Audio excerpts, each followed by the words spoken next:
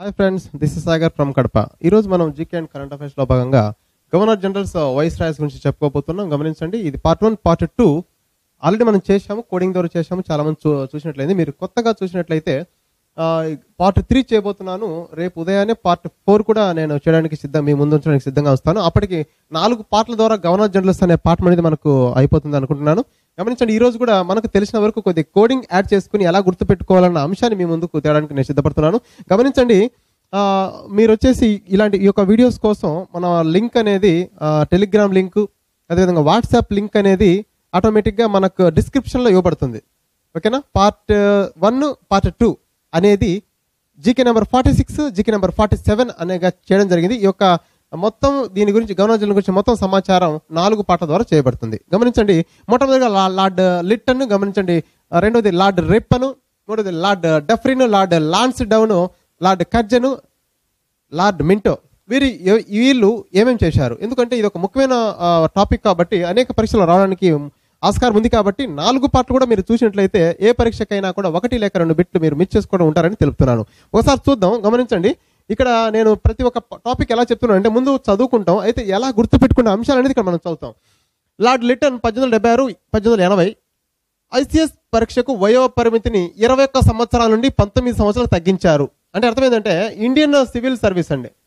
Indian civil service కు వయోపరిమితి 21 సంవత్సరాల వరకు రాసుకోవచ్చు. 21 సంవత్సరాలు దాటిన వాళ్ళు రాయడానికి వీల్లేదు. అయితే ఈయన ఏం చేశాడంటే 19 సంవత్సరాలకే తగ్గించాడు. 19 సంవత్సరాల తర్వాత రాయడానికి వీలు లేకుండా చేశాడు. ఎందుకంటే భారతీయులకి ఎక్కువ ఇంగ్లీష్ రాదు కాబట్టి భారతీయులను తొక్కువేయడానికి ఈ యొక్క పన్నాగం పన్నాడు.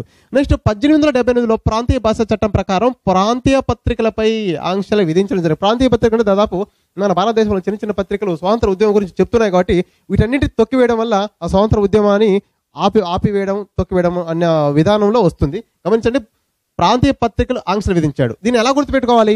2 అంశాలు ఉన్నాయి. ఇప్పుడు లార్డ్ లిట్టన్ అనగానే ఇక్కడ ఏదో ఒక లిటిగేషన్ పెట్టాడు. లార్డ్ లిట్టన్ అనగానే ఏదో ఒక లిటిగేషన్. అసలు లిటిగేషన్ ఏం పెట్టాడు? సివిల్ సర్వీస్లో లిటిగేషన్ పెట్టాడు. 21 సంవత్సరాల నుండి 19 సంవత్సరాలకు వయసు తగ్గించాడు. అంటే 19 సంవత్సరాల లోపే రాసుకోవాలి సివిల్ సర్వీస్. వస్తే గమనించండి. నెక్స్ట్ వచ్చేసి ఇంకా లిటిగేషన్ పెట్టాడు. పత్రికా చట్టం ప్రకారం ప్రాంతీయ పత్రికల పైన కూడా లిటిగేషన్ పెట్టాడు. అంటే లార్డ్ లిట్టన్ లిటిగేషన్ పెట్టాడు. ఒకటి సివిల్ సర్వీస్ మీద, రెండవది పత్రికల మీద గుర్తుపెట్టుకోవాలి. నెక్స్ట్ వచ్చేసి లార్డ్ రిప్పన్ వచ్చేది. గమనించండి, 1880 నుండి 84 వరకు. ఇక్కడ ఒకసారి చదువుకుందాం ఈయనకు సంబంధించిన విషయాలు. స్థానిక స్వపరిపాలన పితామహుడు. నెక్స్ట్ వచ్చేసి 1882లో స్థానిక స్వపరిపాలన చట్టాన్ని ప్రవేశపెట్టాడు. ఒకటి పత్రికా చట్టం రద్దు చేశాడు. ఇక్కడ ఏం చేశాడు? ప్రాంతీయ భాషా చట్టం ప్రకారం ఓకేనా పత్రికలపై ఆంక్ష ఈయన విధిస్తే ఈయన ఆ పత్రిక చట్టాన్ని రద్దు చేయడం జరిగింది. మూడవది శాస్త్రీయ పద్ధతిలో జనాభా గణన చేశాడు. మామూలుగా జనాభా గణన అనేది 1872 గమనించి 1872లో ఈయనకు ముందు ఒక ఆయన వస్తాడు. ఆయన లార్డ్ మేయో అనే వ్యక్తి.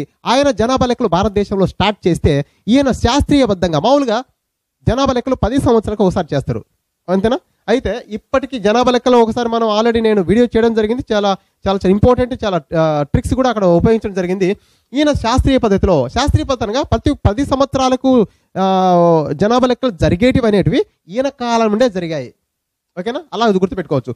నెక్స్ట్ ఇల్బర్ట్ బిల్లు ప్రవేశపెట్టాడు. ఇక్కడ ఇల్బర్ట్ బిల్లు గమనించాలి. ఇల్బర్ట్ బిల్లు అంటే ప్రజలందరూ సమానమే అన్నట్టుగా. విషయం వచ్చేసి యూరోపియన్లు ఆంగ్లేయులు తప్పు చేసినా కూడా వారిని విచారించే అధికారం భారతీయులకు ఇవ్వడం.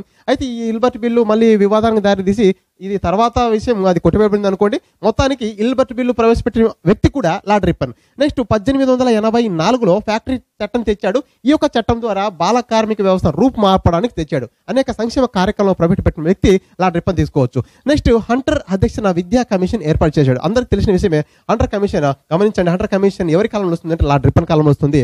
నెక్స్ట్ ఐసీఎస్ పరీక్షలకు వయో పరిమితి తగ్గింపు. ఈయన బాగా మామూలుగా అయితే చాలా తగ్గించాడు. ఈయన మార్పు చేయడం జరిగింది. ఇండియన్ సివిల్ సర్వీస్ పరీక్షలకు వయో పరిమితి మార్పు చేయడం జరిగింది. ఇంకా గమనించాలి, రైతులకు స్నేహితుడికి ఎందుకు అయ్యాడంటే కరువు నియమాలు కూడా ప్రవేశపెట్టి ఈయన రైతులకు స్నేహితుడయ్యాడు. మొత్తం పరంగా చెప్పాలంటే భారతదేశంలో అతి గొప్ప గవర్నర్ జనరల్ గా పేరు తెచ్చుకున్న వ్యక్తి ఎవరన్నా ఉన్నారంటే డైరెక్ట్ బిట్ అడిగినా కూడా లార్డ్ రిప్పన్ తీసుకోవచ్చు. మొత్తానికి వీటన్నిటిని ఎలా గుర్తుపెట్టుకోవాలి? వీటన్నిటిని ఎలా గుర్తుపెట్టుకోవాలో సింపుల్ గా మనకు తెలిసిన పదాల్లో గమనించండి. ఇక్కడ ఏం చెప్పాను? ఎస్పీ ఉంది. ఎస్పీ తెలుసు. దాని వాళ్ళకి ఇంకా కింది స్థాయి ఎవరు వస్తారంటే ఎస్ఐ వస్తాడు. ఎస్పీ అంటే ఎస్పీ కింద అడిషనల్ ఎస్పీ అలా ఉంటుంది. కానీ మనకు తెలిసిన పదాల్లో ఎస్పీ, దాని కింద స్థాయిలో తీసుకుంటే ఎస్ఐ వస్తాడు. తర్వాత పోలీస్ హెడ్ కానిస్టేబుల్ ఈ 3 గుర్తుపెట్టుకుంటే దాదాపు గమనించాలి. SP, SI, police, head constable. ఎలా గుర్తు? ఎస్ అంటే ఏంది? ఇక్కడ స్థానిక స్వపరిపాలన చట్టం. పి అంటే ఏంది? పత్రికా చట్టం. నెక్స్ట్ ఎస్ అంటే ఏంది? శాస్త్రీయ పద్ధతిలో జనాభా గణన చేయడం. ఐ అనగా ఇల్బర్ట్ బిల్లు. పి అనగా ఫ్యాక్టరీ చట్టం. నెక్స్ట్ హెచ్ అనగా హంటర్ కమిషన్. సి అనగా సివిల్ సర్వీస్ పరీక్షలు. సివిల్ సర్వీస్ అంటే ఇండియన్ సివిల్ సర్వీస్ పరీక్షలు గుర్తుపెట్టుకోవాలి. ఇంకా నార్మల్గా కరువు నియమాలు ప్రవేశపెట్టి స్నేహితుడయ్యాడు. అతి గొప్ప గవర్నర్ జనరల్ లేక వైస్రాయ్ ఎవరైనా ఉన్నారంటే ఆయన వచ్చేసి లార్డ్ రిప్పన్ గా మనం తీసుకోవచ్చు. అంటే మొత్తానికి SP, SI, police, head constable గుర్తుపెట్టుకుంటే దాదాపు ఈయనకు సంబంధించిన ఒక 7-8 పాయింట్ కూడా ఈజీ గుర్తుపెట్టుకోవడానికి ఆస్కారం ఉంది. అయితే 1-2 సార్లు మీరు చదివినట్లయితే ఎస్ అనగా స్థానిక స్వపరిపాలన వ్యవస్థ చట్టాన్ని ప్రవేశపెట్టాడు. నెక్స్ట్ పి అనగా పత్రికా చట్టాన్ని రద్దు చేశాడు. ఎస్ అనగా శాస్త్రీయ పద్ధతిలో జనాభా గణన చేశాడు. ఐ అనగా ఇల్బర్ట్ బిల్లును తెచ్చాడు. నెక్స్ట్ పి అనగా ఫ్యాక్టరీ చట్టం తెచ్చాడు, బాల కార్మిక వ్యవస్థను రద్దు చేశాడు. నెక్స్ట్ హెచ్ అనగా హంటర్ కమిషన్ ప్రవేశపెట్టాడు. అంటే హంటర్ కమిషన్ అధ్యక్షతన ఈ కమిషన్ ఏర్పాటు జరిగింది ఈయన కాలంలో. నెక్స్ట్ సి అనగా ఐసీఎస్ పరీక్షల్లో వయోపరిధిని మార్పు చేయడం జరిగింది. ఈ విధంగా గుర్తుపెట్టుకునే ఆస్కారం ఉంది. నెక్స్ట్ లార్డ్ డఫ్రిన్ వచ్చేసి 84-88లో గమనించండి. ఈయన కాలంలో జరిగిన ముఖ్యమైనది ఒకటి గమనించండి. 1885లో ఐఎన్సి ఇండియన్ నేషనల్ కాంగ్రెస్ అనేది ఏర్పాటు చేయడం జరిగింది. దీన్ని ఎలా గుర్తుపెట్టుకోవాలి? ఎవరి కాలంలో ఇండియన్ నేషనల్ కాంగ్రెస్ ఏర్పడింది? 85. ఓకే, చాలా ఇంపార్టెంట్ 85 అనేది. అయితే ఎలా గుర్తుపెట్టుకోవాలంటే ఇక్కడ డఫ్రిన్ లో మనకు తెలిసిన పదం గమనించాలి. లార్డ్ డఫ్రిన్ అనగా డెఫ్ చెవిటి. ఒక చెవిటి వ్యక్తి కాలంలో లార్డ్ చెవిటి అనకూడదు, లార్డ్ డెఫ్ అనాలి. ఇక్కడ లార్డ్ డఫ్రిన్ డెఫ్ వ్యక్తి కాలంలో, డెఫ్ని కాలంలో ఏమి స్థాపించబడింది అంటే ఐఎన్సి స్థాపించబడింది గుర్తుపెట్టుకోవచ్చు. ఓకేనా? ఒక చెవిటి వ్యక్తి కాలంలో ఇక్కడ ఒక డెఫ్ వ్యక్తి కాలంలో లార్డ్ డెఫ్ కాలంలో ఐఎన్సి ఏర్పడింది గుర్తుపెట్టుకోవచ్చు. నెక్స్ట్ వచ్చేసి లార్డ్ లాన్స్డౌన్ ఇక్కడ ఈయన కాలంలో జరిగింది వచ్చేసి భారత ఆఫ్ఘన్ మధ్య డ్యూరాండ్ రేఖ గీయబడింది. మామూలుగా కొన్ని సరిహద్దు రేఖలు ఉంటాయండి.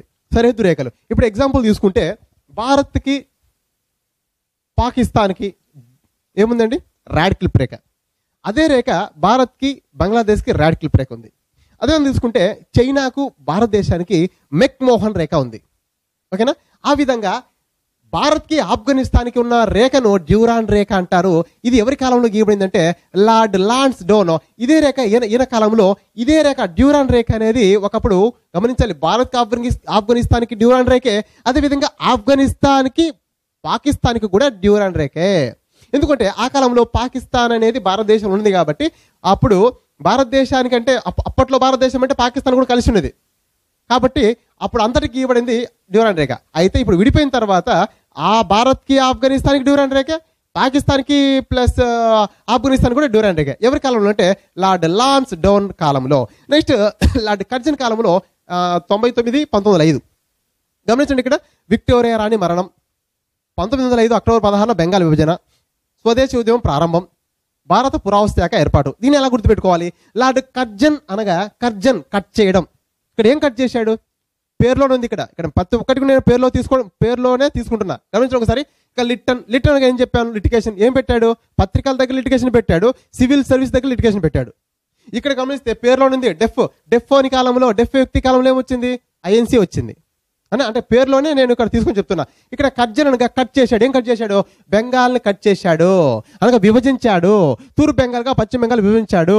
ఆ విభజించడం వల్ల గమనించాలి స్వదేశీ ఉద్యమం, దీన్ని వందే మాతర ఉద్యమం ప్రారంభమైంది 1905వ సంవత్సరంలో. అంతే కదా? గమనించాలి ఇక్కడ బెంగాల్ విభజన కాలంగానే వందే మాతర ఉద్యమం, దానిని స్వదేశీ ఉద్యమం అంటాం. అప్పుడు కట్ చేయడం వల్ల ఏం జరిగిందండి? ఈయన కట్ చేశాడు. ఏం చేశాడు? బెంగాల్ని కట్ చేశాడు. కాబట్టి స్వదేశీ ఉద్యమం ప్రారంభం. మామూలుగా ఏదైనా ప్రారంభించేటప్పుడు కూడా రిబ్బన్ కట్ చేస్తారు కదా, అలా గుర్తుపెట్టుకోవచ్చు కదా, అంతే కదా? నెక్స్ట్ ఇక్కడ భారత పురావస్తు శాఖ ఏర్పాటు. భారత పురావస్తు శాఖ ఏర్పాటు చేసేప్పుడు ఏం చేస్తాడు? రిబ్బన్ కట్ చేస్తారు. ఆ విధంగా కట్ చేయడం అంటే కర్జన్ అని గుర్తుపెట్టుకోవాలి. అంటే ఇదంతా బెంగాల్ విభజన కారణంగా విక్టోరియా రాణి మరణించేదని గుర్తుపెట్టుకోవచ్చు. ఈ బాధ తట్టుకోలేక విక్టోరియాని మరణించేదని గుర్తుపెట్టుకోవచ్చు. మామూలుగా అయితే గుర్తుపెట్టుకుని మాత్రమే. ఈ బెంగాల్ విభజన బాధలో ఏమో చనిపోయిందని నీకు చెప్పట్లేదు. ఇక్కడ కేవలం గుర్తుపెట్టుకుని మాత్రం చెప్తున్నా. గమనించాలి. నెక్స్ట్ బెంగాల్ విభజన, స్వదేశీ ఉద్యమము, భారత పురావస్తు శాఖ ఎవరి కాలం అంటే లార్డ్ కర్జన్ కాలం గుర్తుపెట్టుకోవాలి. నెక్స్ట్ లార్డ్ మింటో కాలంలో ఇక్కడ మీకు తెలిసినట్టు గమనించండి. లార్డ్ మింటో కాలంలో మింటో మాలే సంస్కరణలు. ఓకేనా? మీకు ఇంకా బాగా తెలిసింది 1906లో ముస్లిం లీగ్ స్థాపన, ఎక్కడ జరిగింది? ఢాకా. మన దేశంలో జరగలేదు, అది బంగ్లాదేశ్లో జరిగింది. బంగ్లాదేశ్ ఢాకా నవాబు సలీం ముల్లా ఆయన స్థాపించాడు ముస్లిం లీగ్. ఫస్ట్ ఆఫ్ ఆల్ 1906 ఈ సంవత్సరం మీకు వెల్ నోటెడ్ అండి, అందరికీ తెలిసిందే, హిస్టరీ చదివిన వ్యక్తులు ప్రతి ఒక్కరికి తెలిసిందే. 1906లో ముస్లిం లీగు. నెక్స్ట్ 1907లో సూరత్ సమావేశంలో కాంగ్రెస్ చీలిక, మితవాదులుగాను అతివాదులుగా విడిపోతుంది. నెక్స్ట్ 1916లో వచ్చేసి గమనించండి, తర్వాత మళ్ళీ ఆ రెండు కలుస్తాయి. అయితే 1907లో జరిగింది. నెక్స్ట్ 1919లో మింటో మార్లే సంస్కరణలు. ఓకేనా? ఇవి ఎందుకంటే ముస్లింలకు ప్రత్యేక నియోజకవర్గాలు ఇవ్వడం జరిగింది. అయితే ఈ సంవత్సరాలు మొత్తం గుర్తున్నాయి. అయితే మీరు ఇక్కడ కోడింగ్ ఉపయోగించడం కన్నా మీరు ఏం గుర్తుపెట్టుకోవాలంటే లార్డ్ మింటో పరిపాలన కాలం మీరు గుర్తుపెట్టుకుంటే 1905 నుంచి 1910 వరకు ఇది మాత్రం గుర్తుపెట్టుకోవాలి. ఎందుకు చెప్తున్నా అంటే 1906లో ఏమొచ్చింది? ఈయన కాలంలో ముస్లిం లీగ్ వచ్చింది. 7లో ఏం జరిగింది? కాంగ్రెస్ చీలిక జరిగింది. 1909లో ఏం జరిగింది? మింటో మార్లే సంస్కరణ జరిగినాయి. ఇంకా కొన్ని ఇక్కడ గమనించిన ఇక్కడ ముందు మనం భారతీయులం, తరువాతే ముస్లింలం అనే వ్యక్తి మొహమ్మద్ అలీ జిన్నా. ఇక్కడ ఇంకా గమనించాలి, 1909లో పంజాబ్లో ఒక హిందూ మహాసభ జరుగుతుంది. ఆ సభకు ముఖ్యంగా ఉన్న వాళ్ళు ముఖర్జీ, లాల్ చంద్ అనే వ్యక్తులు. అయితే ఈ సభలో ఏంటంటే ముందు మనం హిందువులు, తర్వాతే మనం భారతీయులు అనే వ్యక్తి లాల్ చంద్ అనే వ్యక్తి. ఈ రెండు కూడా ఎందుకంటే ఇక్కడ ముస్లింలు, ఇక్కడ హిందువుల పరంగా వచ్చింది కాబట్టి దీన్ని కూడా గుర్తుపెట్టుకుంటే సరిపోతుంది. ఇక్కడ మీరు గుర్తుపెట్టుకున్న అంశం లార్డ్ మింటో 1905, 1910 ఈ యొక్క కాలం గుర్తుపెట్టుకుంటే ఈ యొక్క సంవత్సరాలను ఈజీగా గుర్తుపెట్టుకోవచ్చు. ఇక్కడ కోడింగ్ అవసరం లేదు. ఈ విధంగా గమనించండి. మనం ఈ విధంగా మనం నేర్చుకున్నట్టయితే నెక్స్ట్ టాపిక్ కూడా నేను త్వరలో, అంటే నేను ఈ రోజే మీకు అందించడానికి సిద్ధంగా ఉన్నాను. ఓకే, ఈ వీడియో ముగించుతున్నాను. బాయ్.